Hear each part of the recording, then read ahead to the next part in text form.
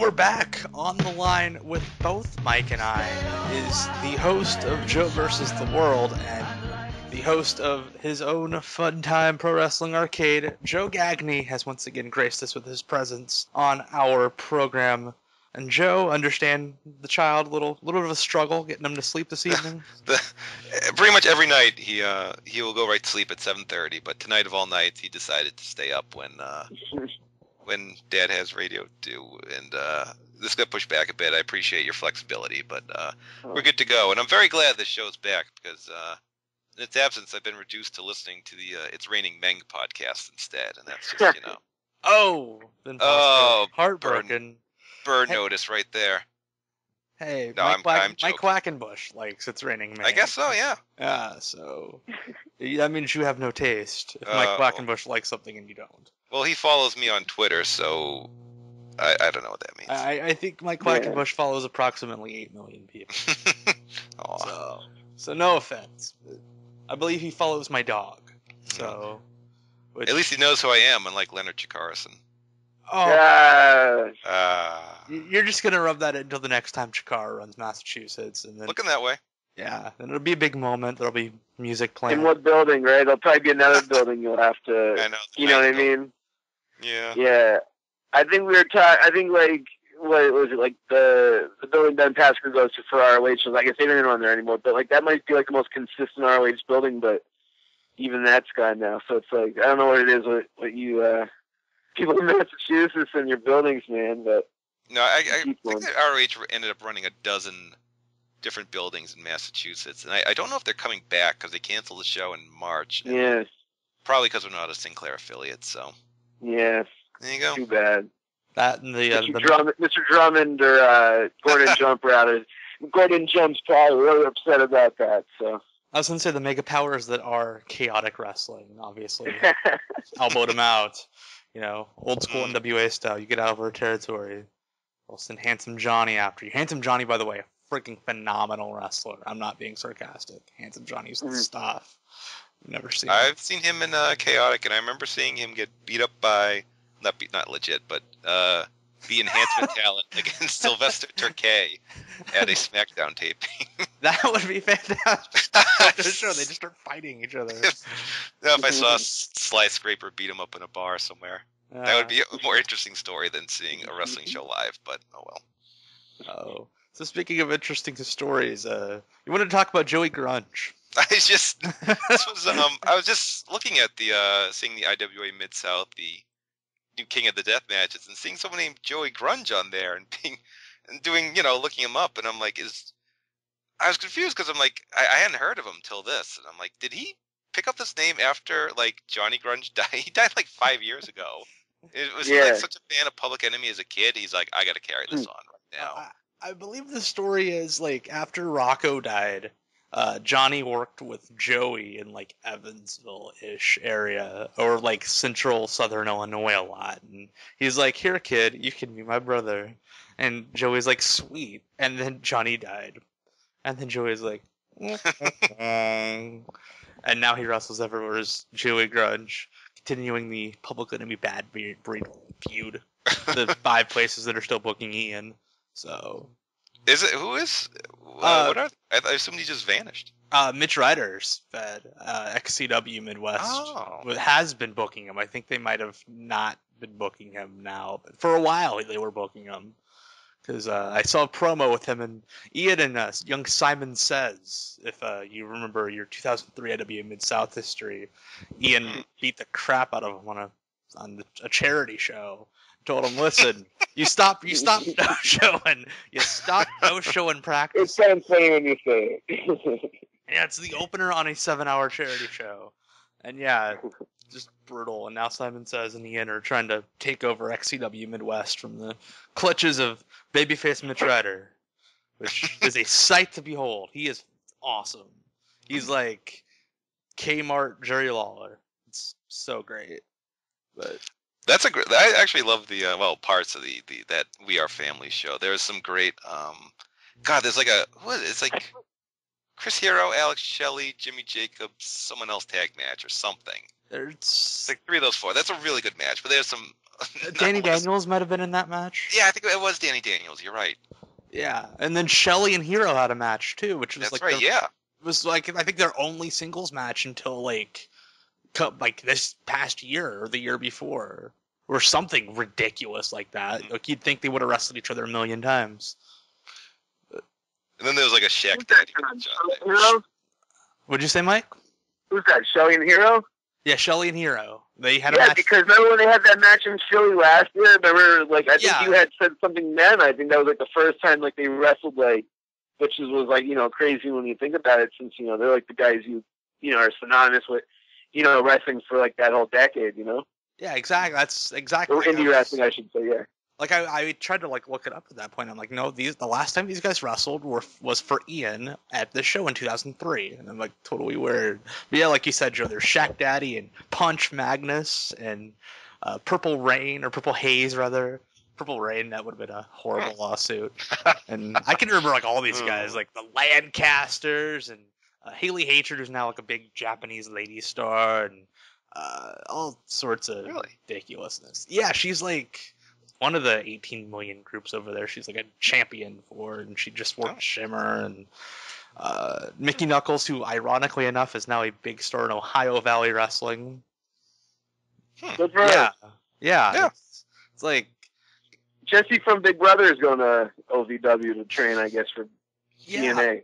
Yeah, I thought Mickey was weird though, because she's Ian's kid, and now she's working for W. So there, and I was gonna say there might be other relatives of Ian's watching a show at Davis Arena right now.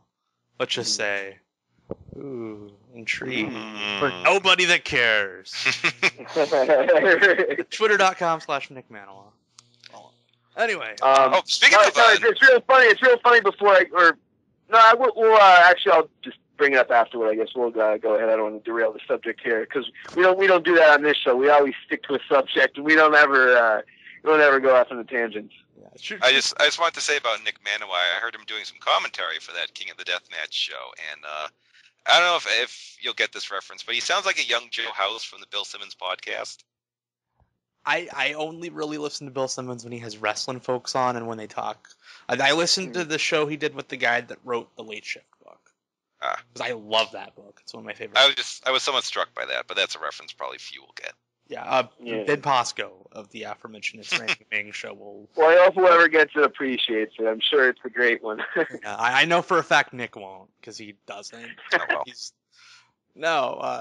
What was I going to say? Yeah, Nick was like, hey, you want to do this like 5 minutes before the show, or something ridiculously short before that? Because they ended up starting that show at like 9 p.m. 9 p.m., that's right. Yeah. I don't know. I think they did start setting up the ring to like 7:30. I'm serious. Like it was something, and then glad they're carrying on the tradition. Yeah, and then there's something up with the show when the play-by-play guy leaves 3 matches into the second night, which is completely serious because he rode up with young Reed Bentley, and they were like, when to get. Because Reed had to work the next day at like 8 a.m. So they're like, we got to leave now. And they were like losing an hour driving back and forth. So I think after doing a death match and a 6-man brawl, Reed, rather, sorry.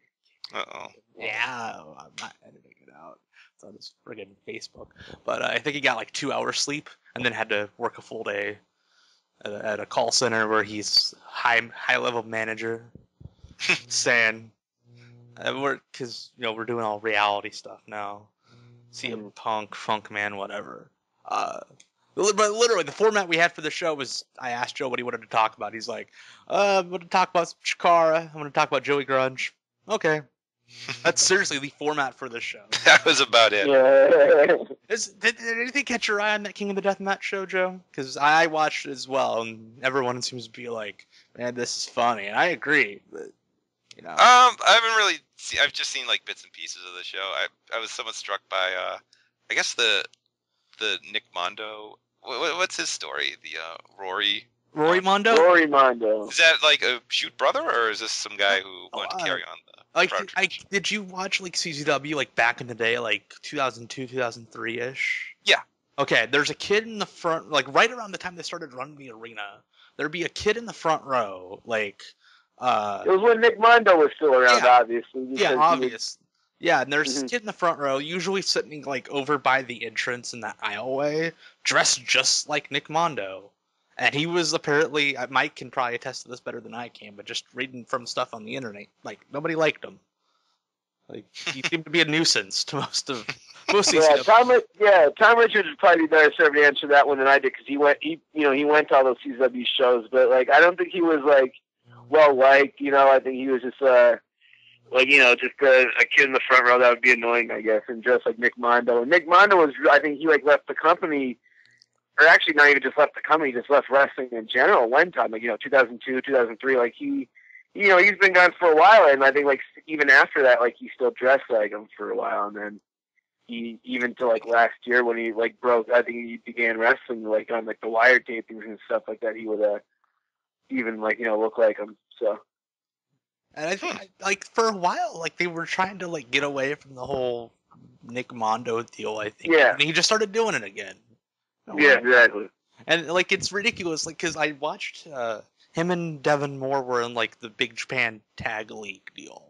I was watching a little bit of that, and watching him over there doing it, and, like, nobody getting the reference. And then the Japanese guys just being like, you're an idiot, we're going to beat you up. Like, that's pretty much the gist of all of his matches, where Devin sits in the corner, Mondo gets beat up, hot tag, Devin does his moves, CCW wins. Like, Mondo gets to do nothing. It is hilarious. But if you do get a chance to actually, like, watch some of this stuff, I was telling a couple people who were asking me about the show on, like, IMs and emails and all that other jazz. There's a 6-man losers match on the second night, with like the aforementioned Reed Bentley and Neil Diamond Cutter and Joey Grunge, just all the Mike and Tom All Stars. Cavalcade of megastars. But I'm telling you, like, as bad as that match looks on paper, I loved it.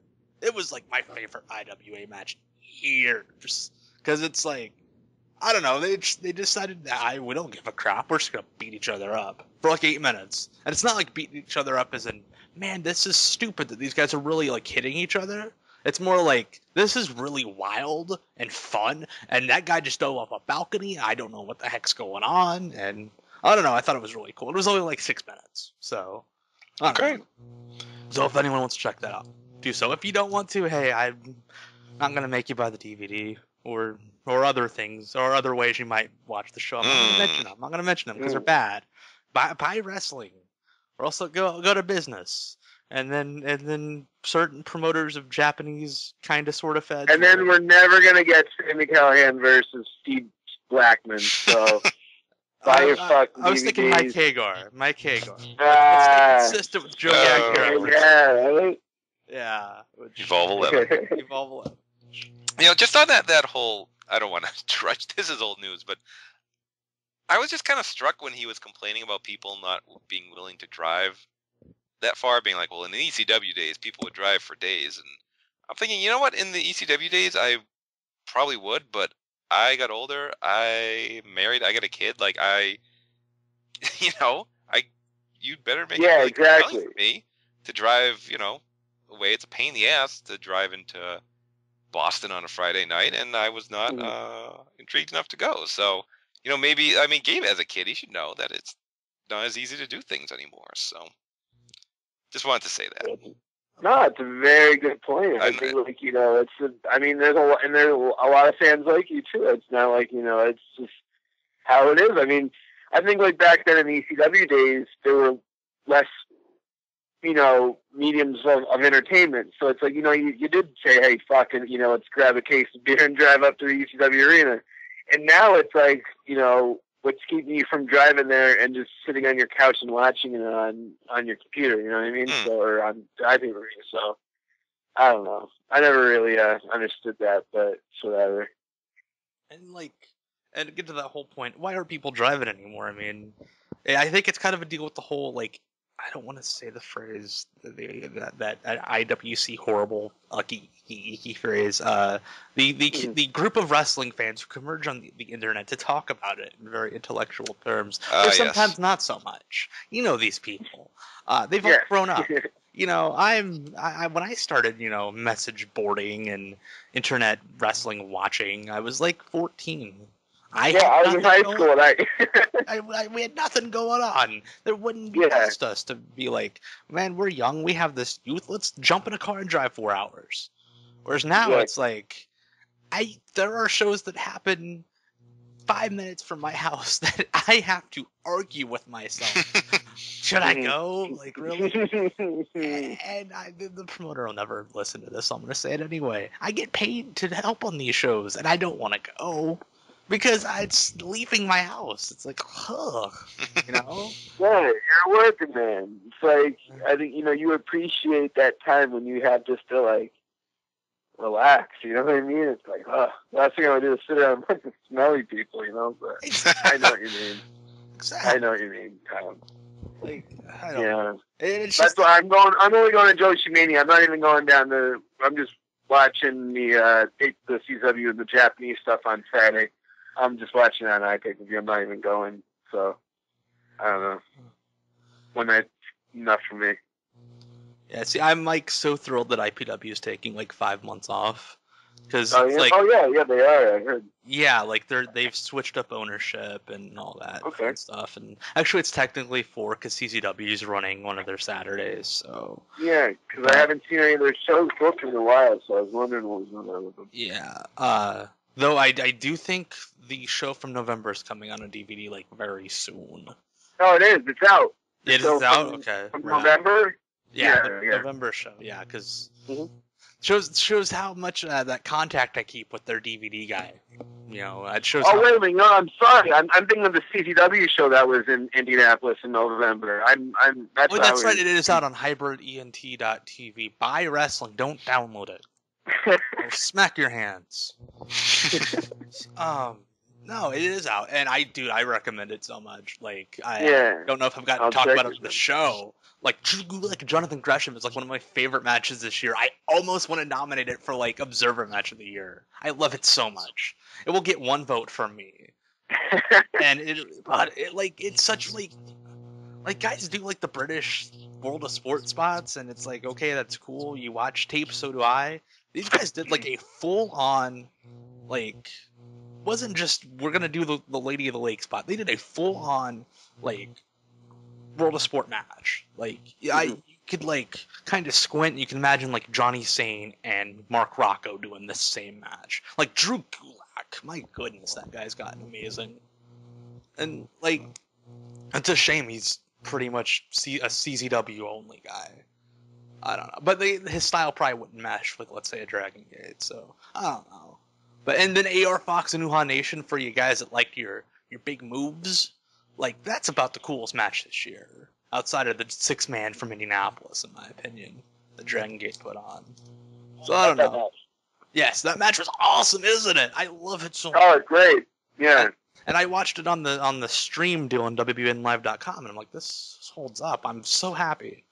And, and the pounce that Pinky Sanchez took on his head, and Uhaa Nation debut, and that was a crazy show for a, Friday show that wasn't even getting the iPay-per-view treatment. So. There you go, Chasing the Dragon, which apparently some people are offended that they used a heroin reference to name the show. Oh. Yeah, I got tweets about that. Holiday special. What'd you say, Mike? What'd you say, Mike? I was going to say, it's like $10. It's like in the whole, I think that they're having like a holiday special for it, so if you want to check it out, that they're having like that whole deal on their website right now, you can get it for $10. Yeah, which for $10 that shows a steal. Yeah. It's worth it. It's worth $10 watching Tom Green mark out over, and Manawad too, marking out over Pinky Sanchez. Oh, dude. That's worth the $10 alone. That pounce. Oh, my goodness. Yeah. I wanted to jump through the roof. And yes, like Mike said, you could blatantly see both Nick and I on the opposite side of the camera jump out of our seats, because I believe we were the only 2 people in that building over 6 feet tall. That's right. I like laughing when I saw that. That was good. It was nice watching him mark out there. Yeah, like, there was something at the CZW show that I, like, jumped out of my seat, and a pal of mine goes, yeah, you're a big fat Rob Naylor, aren't you? I'm like, yeah, sure. What was I going to say? Or something like that. It wasn't quite that mean, but nonetheless. So, Joe, What else you been watching? Good amount of Chikara. I'm almost pretty much caught up on shows. I feel like it's been largely talked to death, the iPay-per-view. Everyone loved it. I feel bad being like dismissing it, but it's literally been the talk of Well, then have everyone. a different opinion, Joe. Bash Quack and Suck. No, I'm kidding.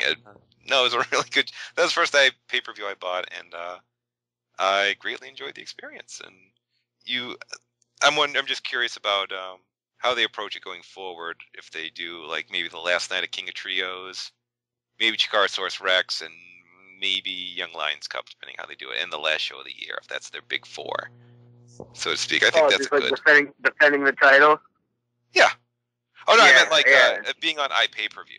See, Oh. the way that everyone's kind of made it sound from like the 8 billion press appearances that they did before the show, King of Trios will not be happening ever, even one night of it on iPay-per-view, because it's so ridiculous with the logistics of all of the wrestlers and all of the fans and the Go Fight Live people, and so I would think it'd be more like this, where it's on a show with mostly Chikara guys, where it's a little more contained, where you can, it's not so much chaos, but maybe in the future, when they get used to it, I don't know.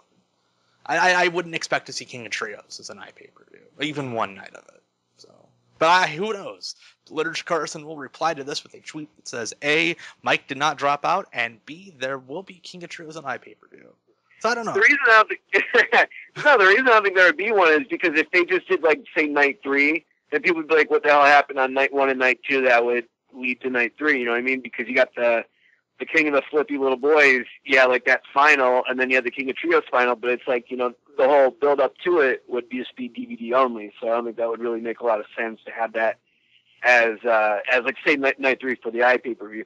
Maybe night 1 for the iPay-per-view, since like, you'll have everybody that's, in the trios in matches, because they do all the trios just that one night, and that's like the only chance I think that like everybody, is there all in one night, because then night 2, night 3 it changes.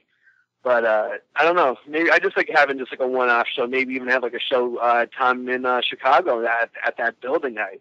Oh, I mean, that'd be fantastic. Yes, I know. Imagine if they did, and I think that would probably be a building that would be equipped to hold, the internet, whatever it is that they Go Fight Live needs to run this ship. So I think that'd be a good idea. Maybe to have like a show in Chicago, like in June. Even just like a one-off show, like a weekend show, you know what I mean? Not like anything as special part of a weekend. So I think more of like with the shows like Chikara Source Rex, like, if you're bringing in Johnny Kidd and Johnny Saint, I think you kind of want, like I said, you kind of want like the lazy asses like me, not to sit and watch on iPay-per-view. You want us to actually buy the ticket and go and see it live. I think that's probably what they're aiming for. I don't know. Could be wrong.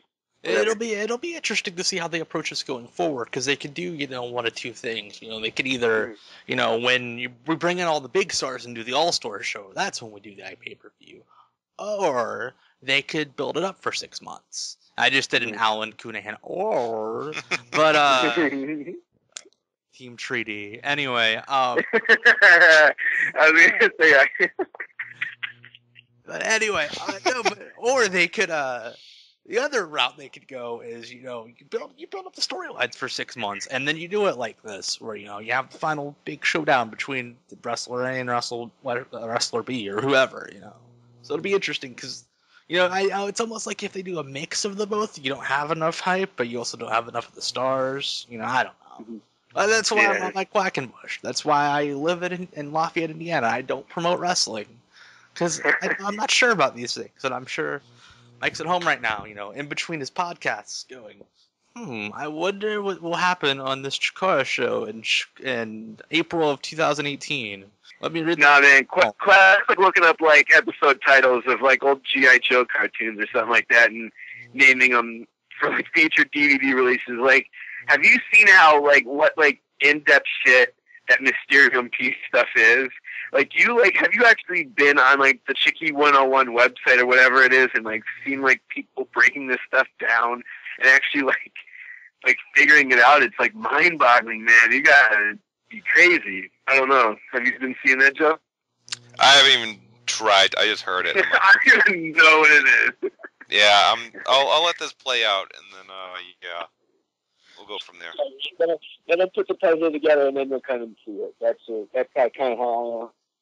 You know what would be fantastic, like fantastically mean, is if you have all these diehard fans that are trying to figure out this puzzle, and then the final clue they get it, and they figure out the puzzle, and it's, oh, we're shutting down the company.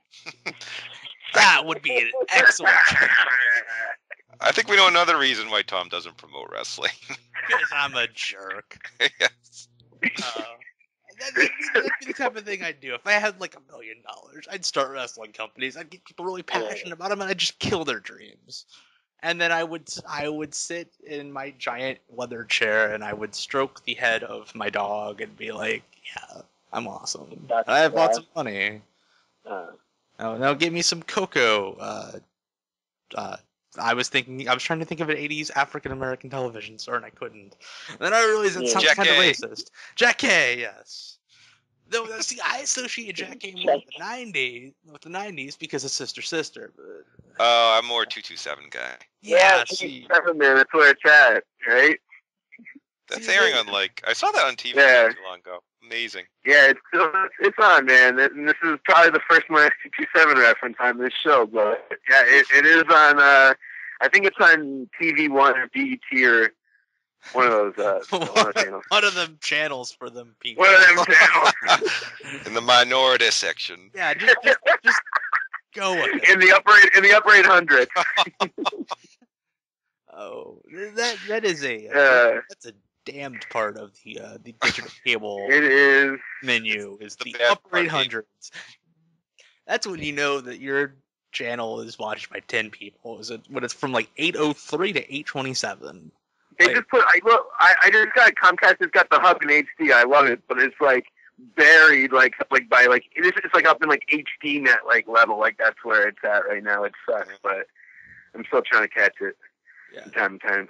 See, we have been thrifty lately. We got rid of our cable pretty much, except for the local channels in HD, and we're just Netflixing and Huluing and getting television shows from various means. It is so much cheaper, and yeah. And that's great. And I don't know, Joe, but the thing is, Tom, you're not a sports fan. So the thing is, I'm a huge Flyers fan and Eagles fan. So it's if I lost cable, I just throw games.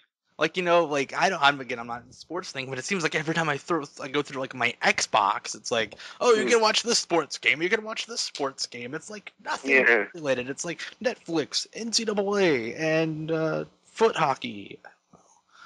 These sports, they confuse me. Nah, I can't lie. I couldn't watch the Flyers live, so technically I have to unfortunately succumb to Comcast every month and pay them an abnormal amount of money for cable. So. It sucks. Whatever. I would say you have any response to this madness, Joe? I will say this. This is why you voiced the arcade show. This is exactly why. This is why you're the narrator. Hey, no, I'm really pissed off about we're speaking about cable channels. That Nick Gas just completely went away, right? That's pretty much a big bummer, huh? That was Yeah, it's Nick now, and that's where, if I had cable, I'd be man, 8-hour Degrassi marathon. Click. That's where I am. Because I am a 14-year-old girl. Oh, okay. Yeah. I do know Hey Arnold was on last night, so I was pretty pumped up about that, I think. Yeah, they do. Are they still doing the 90s or all that? They're doing blocks now of Rugrats and Hey Arnold and all that stuff. I think Sweet Your Sorts was on a couple weeks ago. I missed it though, and I'm really pissed about it, to be honest with you. But I'm sure I'll catch it again. Yeah, supposedly, if the deal was if that did well, they were gonna release DVDs, and well, we haven't heard anything about DVDs coming out. So, but actually, they might. Yeah, what they did was they have all that. I'm on my the grid now here. All that Keenan Kelman, 2 episodes of Rugrats. If anybody cares, you can check that out on Team Nick. And Joe's all why aren't they playing Jim or G.I. Joe or I don't know. This is why this show exists, to bring generations together. And I'm making Joe sound like he's 40. I know, I'm not that old. These shows were past my time. David the Gnome, like that's like around your time today. That show was dull. No, I was a big Danger Mouse guy back in the day. I feel like I've mentioned this before on the show, but no, I go way back. Because I think there was a point where you were bringing up like stuff we can name our shows after. Oh, that's right. Back when we were doing that, yeah, we're not doing anything because we're over that. We're too cool to do that now. We're oh cool yes, that's right. We did used to do that, and then I think I was like, I don't. I think I like emailed Tom like, don't even waste your time. Like, it's not even worth, thinking about all these wacky titles. So I did know Tom was naming the new quote season, all these different episode titles, and I don't know what they ended up meaning. I think there was like some nobody knows what they mean, which is funny because I put it out as like a trivia question and like I promised a prize and nobody answered, and I'm like, yeah, oh, nobody gets it. No, they're titles of songs by this band from Chicago called the Smoking Popes, which, I thought they had a bigger outreach than they did. They were on like the Clueless soundtrack, and there's lots of fans. I believe young Dr. Keith is a fan. I think he might reply maybe to this Dr. Keith got it. Yeah, and I think Deaner's Musen might have gotten it, but he doesn't listen to the show, but he would have because I'm pretty sure Dean's a fan. I think he's a big Smoking Popes fan. Yeah. Yeah, so okay, there we go. That's if Dean's ever on, we won't talk about wrestling. We will talk about being married and listening to the Popes, and that's it. And then at the end, we'll talk for 5 minutes about Barry Houston, because that's what we need in this life. So exactly. Yeah. I did want to talk real quick. Well, I guess we were talking at one point about Chikara there. I did see the Chikara show that. So I guess he went to back in September as part of the double shot in New York City. New York City show is really good if anyone still wants to see it. Go and see it because it's worth your time to see because there's the Young Bucks, Tim Johnson, Tursas match. I thought it's really good. It's basically Tim Johnson against the Bucks because Tursas just kind of stands and, just kind of cleans house every now and then. And Tim Johnson, is awesome. Tim Johnson's really good and really improved a lot recently, the past couple of years. I thought he looked really good in this match. And then I think there was another match, too, with, I think it was Fire Ann and Eddie Kingston, and that was another good one. But I did like the match, though, Joe, I guess you saw, it was Ophidian and Chuck Taylor. I thought that was good. And yes. Mark J. Rocket and Johnny Gargano, I think, was another match I enjoyed as well. So that was a nice little Massachusetts show. I did laugh that Gavin Loudspeaker didn't have a microphone, so he was basically shouting to introduce everybody. Guy. And then Jakob Hammermeyer even did the shouting as well because he didn't have a microphone. But no, I thought that was funny. I guess there's something about sound systems in Massachusetts indie shows, I guess. But it's I thought that was funny as well. So.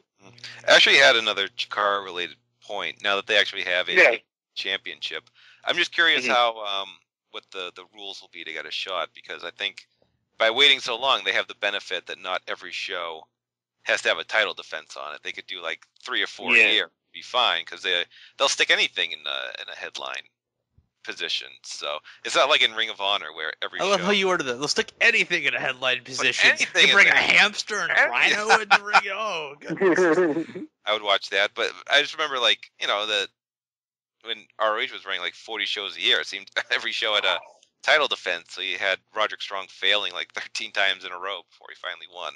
It was a little silly, but...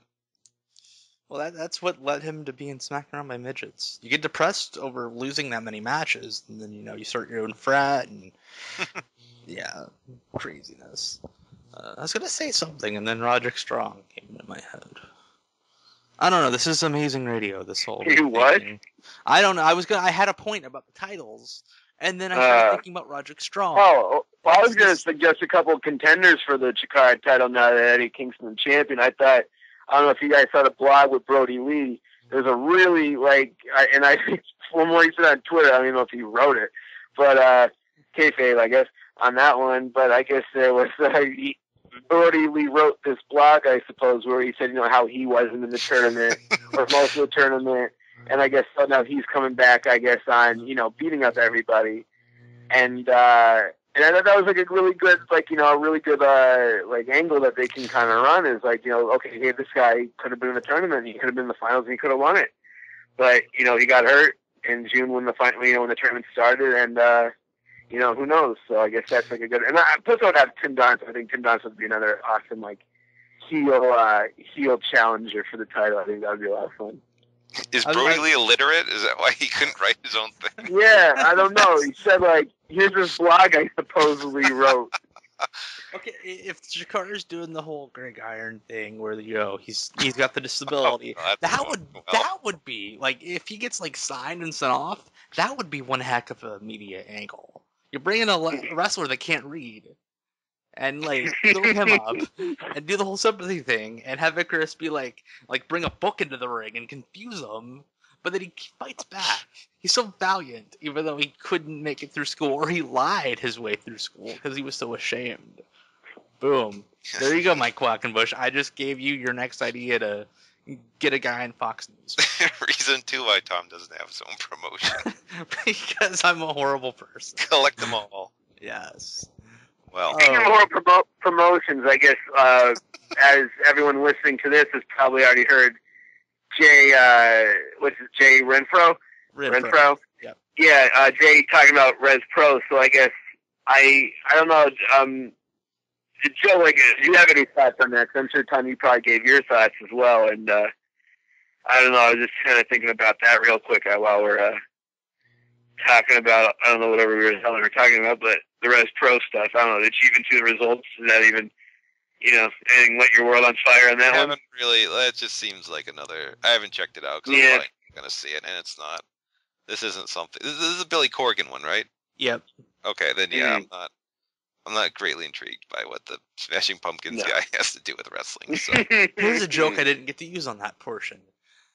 I am waiting for when Darcy starts her own group. That's when I will pay attention. James Iha. James Iha, yeah. James Iha could start it with the perfect circle. That's not her name, Vanderhoof. No, the chick that was in Hole. That was Courtney Love. No, not the one that banged Billy Corgan. The other one that banged Billy Corgan. There we go. The redhead. I don't know. You can tell I was like 8 years old when this is all going on, and I'm making it all just feel so spry and young.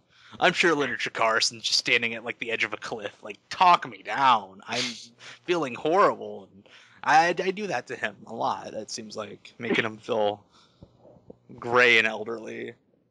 I don't know. Silence. I love silence. Yes. It actually started going gray, so. But man, I feel like a dick now. I'm sorry, Joe. To make you feel better, I have an ex-brother-in-law that like went gray and balding when he was like 18. Oof. He ended up swinging a baseball bat at my sister, so that didn't insult. Well, I don't know why I laughed at that. It was more the shock, not the idea of your sister. Yeah, right. I got a funny wrestling-related story from Thanksgiving, if you all would like to hear. Great. Okay. Yeah, let's hear it. So my sister, the one that was swung out with the baseball bat, is currently dating a Hispanic fellow who was born and raised in Mexico. Not real great at the language. He knows very few words. 2 of them seem to be big boy, which he calls me, and it's kind of weird. But we were sitting at the table, and my sister Karen brings up that I like the wrestling, and she's like, what luchadors do you like? Like, looking straight at her boyfriend, like, luchadors, it's Hispanic, he'll understand, it'll bring them together. So I'm like, start like trying to think, Inferno and Mascara Dorada and so on and so forth. I list off a couple of those guys. And she's like, cool, we're going to Mexico before Christmas, and we'll pick you up some masks. And she's like, repeat them again to my boyfriend Renee, who they also call him another name, and it's confusing because he has 2 names. But anyway, so I list off like Mascara Dorada and a couple other luchadors, and the CMLL guys, nothing, like, I didn't go, hey, Sin Cara, or Jigsaw, I don't know. But no, like kind of obscure guys, but they're like kind of headliners for CMLL. And Renee looks at his plate, looks at me, looks at Karen, and then leans forward and goes, Rey Mysterio, he's pretty good too, eh? Oh. Yeah. So we all feel like racists sitting around the table. Fantastic. Oh, so that's my tale. There you go. Good story. Thank you. Cool story, bro. Thank you. I feel appreciated. My favorite one of those, by the way, is someone made a Zack Ryder one like a year ago, back when when he was funny. It's like, cool story, bro. Tell me everything you know. Like his song. It's funny. And my wife's cooking popcorn without me, and I smell it. I'm gonna strangle her. Not really. I promise. I won't. Please don't report me. Don't swing a bat. No, don't swing a bat, Dan Mullen. Sorry, I didn't mean to say his name. Oh no. He's arrested. Libel. Yeah. Or is that slander? One of the two. I learned about it in school, and I've been out of school for a while now, so I think we all have. Some of us longer than others, Leonard Carson. Now I'm just being mean. I'm saying words. So, anyway, Joe, a question that everyone's wanted me to ask, even though you've probably answered it in every single thread about Joe Gagne or old wrestling. When in the heck is this new Joe vs. the World going online? It was pushed back from I think we're a little behind schedule. I think it was supposed to be in the late summer. I originally planned it. Stuff happens. All right, Thanksgiving Spectacular, no, but we're looking like a holiday festival thing. So before Christmas, yeah, it is, because I have a big project at work. I finally got done, so I can focus my attention to finally watching Mr. Hughes squashes and there you go. Giant Gonzalez promos. So, nope, that's the goal. We're all on board. It should be up soon. So please stop asking. You know, I did, honestly, not to toot our own horn here, but I did listen to the Survivor Series show that we recorded last year on the drive home from my house, my parents' place for Thanksgiving. It's a really good show, if I may say so myself. So check that out. I think we even included like the 89 and 90 intros. And what are you thankful for? I'm thankful because I ate Ricky Rude. Mwah. You know, so I think mwah. So I think I'm glad Tony included all those as well. Yes. It's our 51st show. We're finally kissing that time. So yeah, it's been building up. It's very much our version of Casino Night.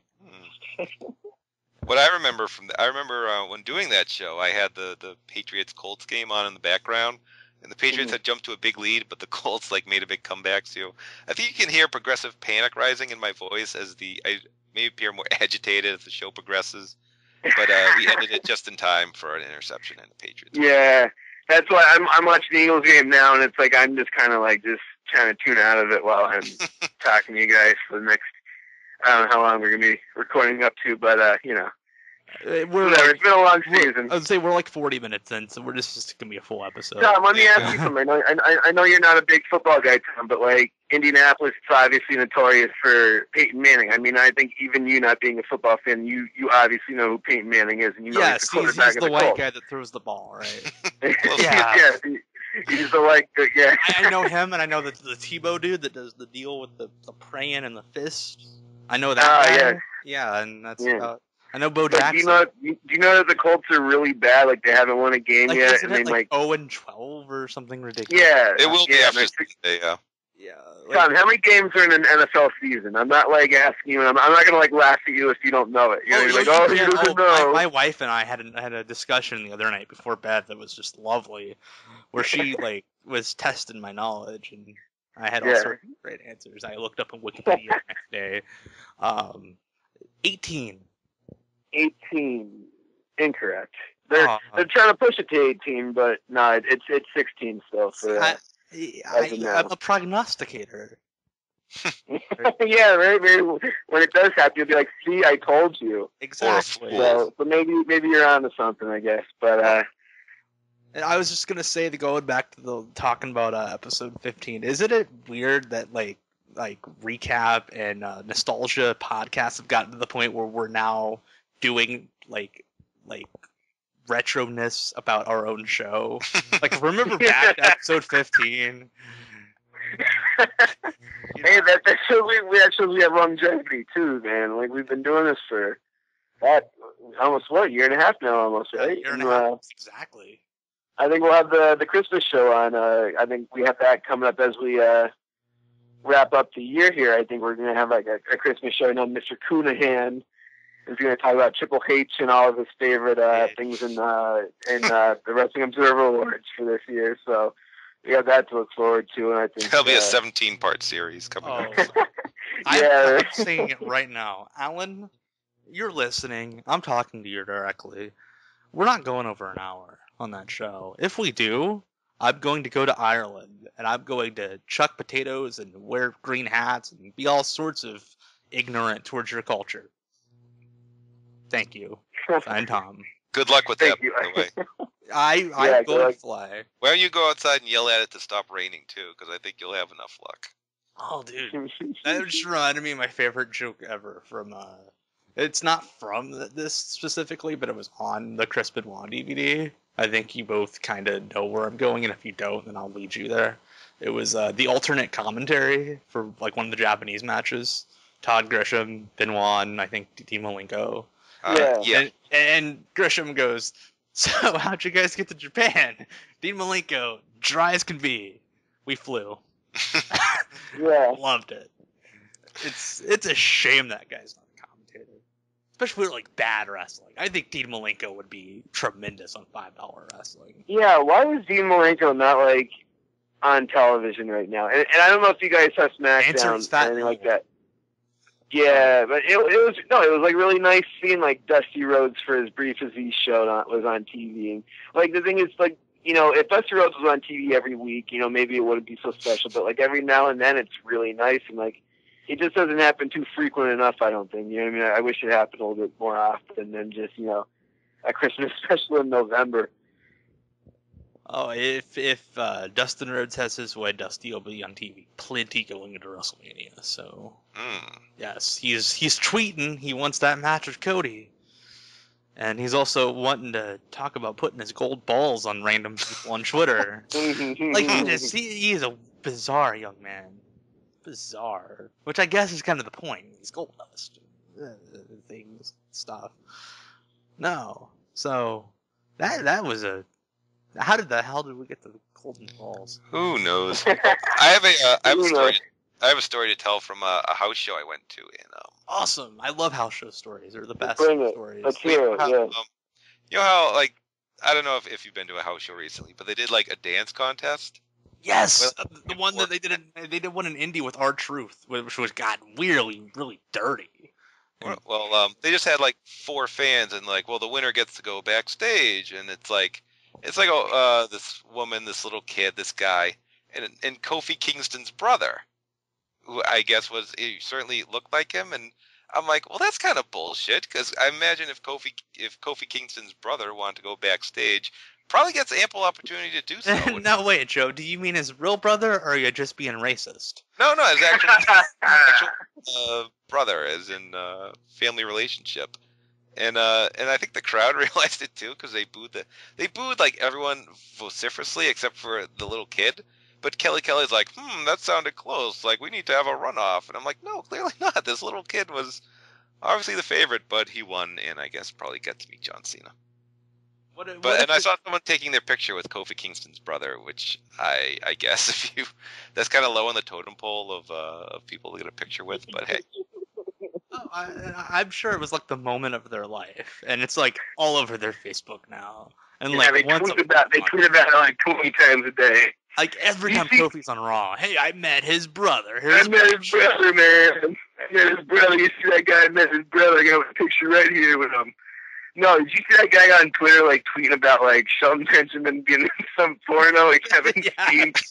That was the funniest shit, man. I was like, oh my god, I was laughing so hard at every tweet I was reading that. That was hysterical. Oh god. And Shelton's going to reply in like a month with a simple no. Yeah. But what if he replies, yes, I was, and it really was him, and this guy like is onto something, and there's a big scandal that breaks, and this is like the next Sin Cara's penis. You know, Sin Cara's penis. Oh man, I don't know. I think I would have bought that T-shirt just for the hell of it if they actually went through and sold it, but they didn't. So I would never wear it. Obviously, I think I just like have it just to have like a fucking T-shirt. That was so ridiculous. I don't know. I commend Marion Fontaine of all people for taking advantage of this whole deal.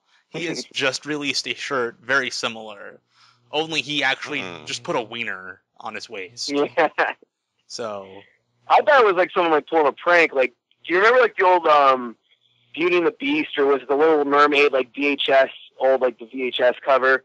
There was like a penis like on the cover. Like someone, I guess, there was like the old, like the myth was like, you know, there was like a disgruntled Disney employee, and he, like a cartoonist, I guess, and like on the Little Mermaid cover of the VHS tape, it said there's like a penis right on it. And I don't know, that's why I kind of thought maybe it was like a similar situation, but I don't know.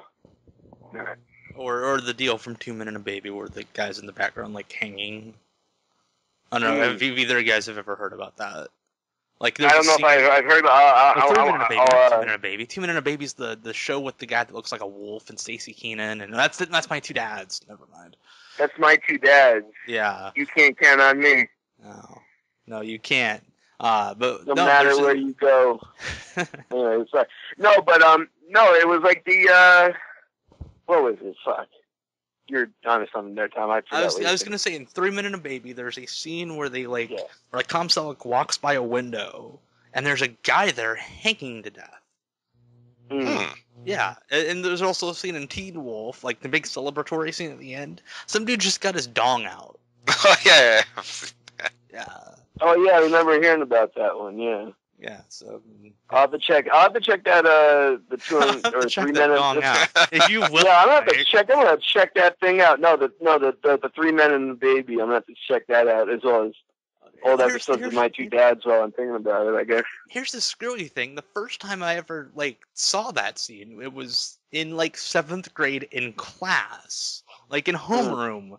The teacher brought in 3 Men and a Baby because we had a long period, and she was really into this movie, and we watched it, and she pauses it and goes, "Look, there's a guy hanging there," and I'm like, "Oh, look this awesome." up. Yeah. Then I went back to sleep because I often slept. Much to the well, there was the rumor in the Wizard of Oz that there was one of the Munchkins or whatever hanging himself, but it was those Munchkins were little dickheads. Let me tell you. Yeah. No. At ChicagoCon a few years ago, I went and one of them was signing. I forget, it was the famous one, the one that I forget the guy's name. Little tiny guy. Of course, he's a You don't say. Yeah. But no, he's this little old fuck. And he shows up, and he's just a dick to everybody. I remember he made one girl cry, and he's upping his price. He was supposed to be selling for $20. He marks out the 20 on his deal and rates 40. And then every time someone asks him, be "Can you write it too?" It's "Go fuck yourself." Wow. Just a little dickhead. So yeah, those Munchkins are little dickheads. I don't like them. One of them just died, I guess. Yeah, I saw that on the news. Oh well, Which, by the way, that should tell you how happening your little area of the country is, Joe Gagne, when that's on the news. That was on the national news. It wasn't my local affiliate. That's all right. That tells you how hip America is. There you go. Yeah, there's nothing going on in this country. Nothing. So yeah, I think that we're gonna wrap up there with Munchkins being a little dick. Yeah, I was gonna say I'm actually reading 3 Men and a Baby Ghost right now. So awesome. Oh, by the way, Mike, I was saving it for the show and I almost forgot. Guess what I have almost finished watching? What is that, Tom? The Todd Pettengill Invitational. No way. What'd you think about it? A lot of bad, some good. I like the Duke a lot. Really? I didn't even watch. The Duke, I like him because he's like a man. Yeah. He's like a full-grown man. He looks like he's in his 30s. He looks like his character. His gimmick being he's this dude that was really cool in college and then just got fat and works a part-time job.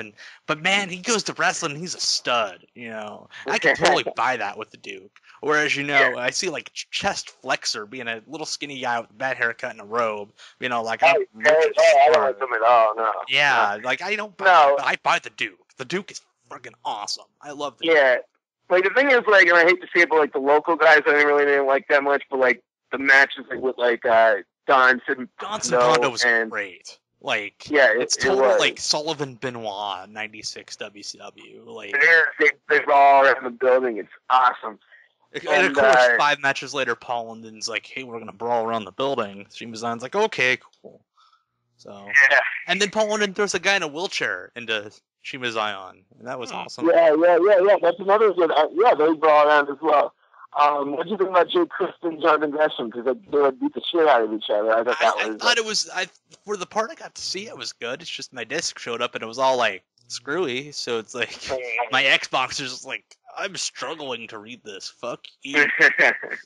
What did I get up to?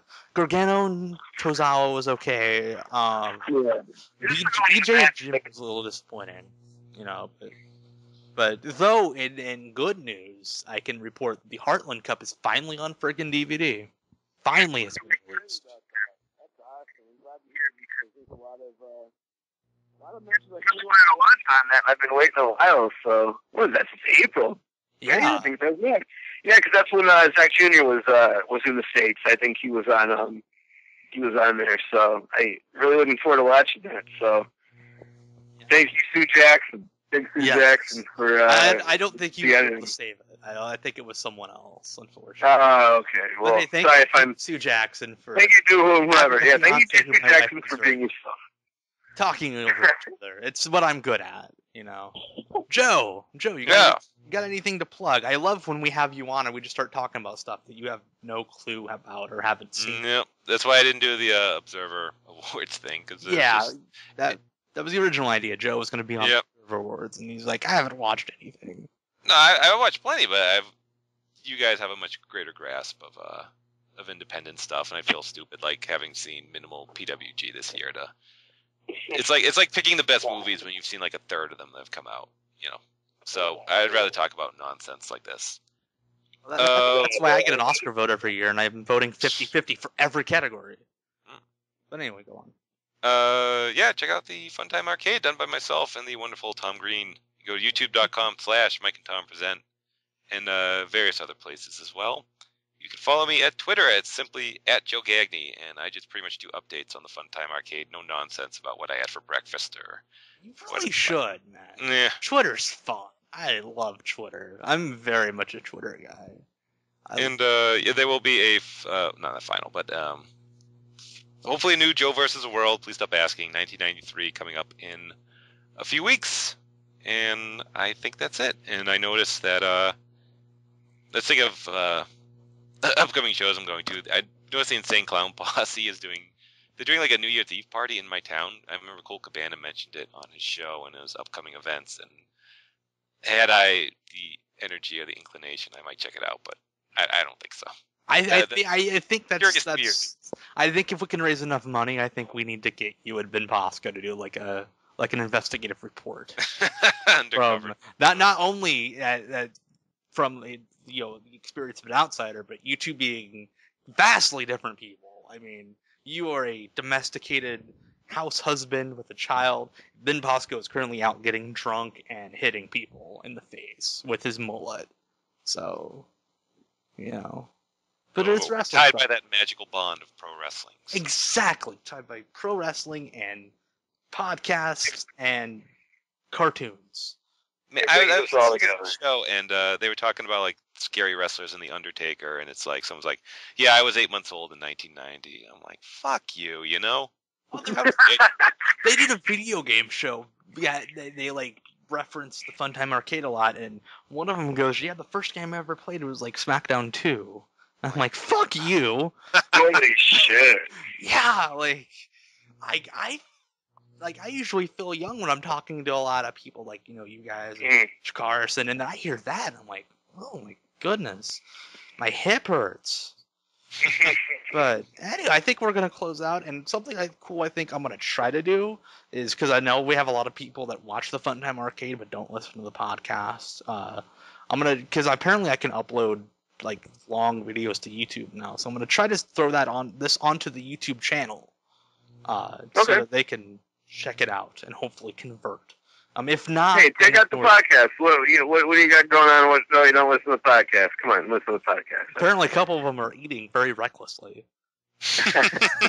Seriously, Joe will attest. We've had a conversation about these things. Yes. Yeah, they are fine fellas. But we're gonna head out. It's been an hour. So There will be a transition on the other show coming up later this weekend with Joshimania deal and Jay's Resistance Pro update. I'm gonna say throwing to Joe Gagne, the show's just gonna end then probably. Mhm. So don't feel weird when you're listening to that show, people, because the show ends. Because you're not getting more Joe Gagne.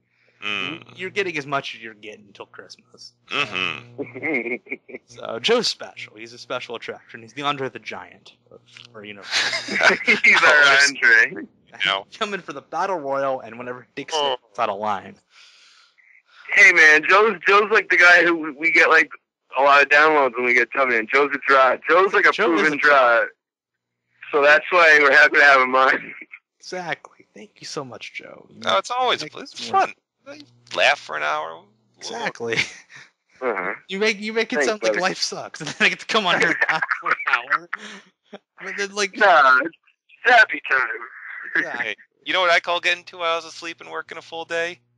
Monday through Friday. Yeah. Shut up. Oh, with that, we're gonna head out. We will again, like I said, we'll be back with this Splinter type of show later this weekend. Yeah. We're gonna go. I'm gonna go to bed probably because I'm very exhausted. Probably not. I'm gonna end the show. Joe's going to hopefully get some sleep. Please get some sleep, buddy. I'm gonna try to get a little sleep. And Mike's going to watch football or Yes. hockey or something where guys in packs each other. Football and Beavis and Butthead, a nice Thursday night match. Crap! It is Thursday. I haven't watched Community yet. Well, we're gonna go do that. We're gonna close out. We'll talk to you all later this weekend. Kaboom. Yeah. Bye.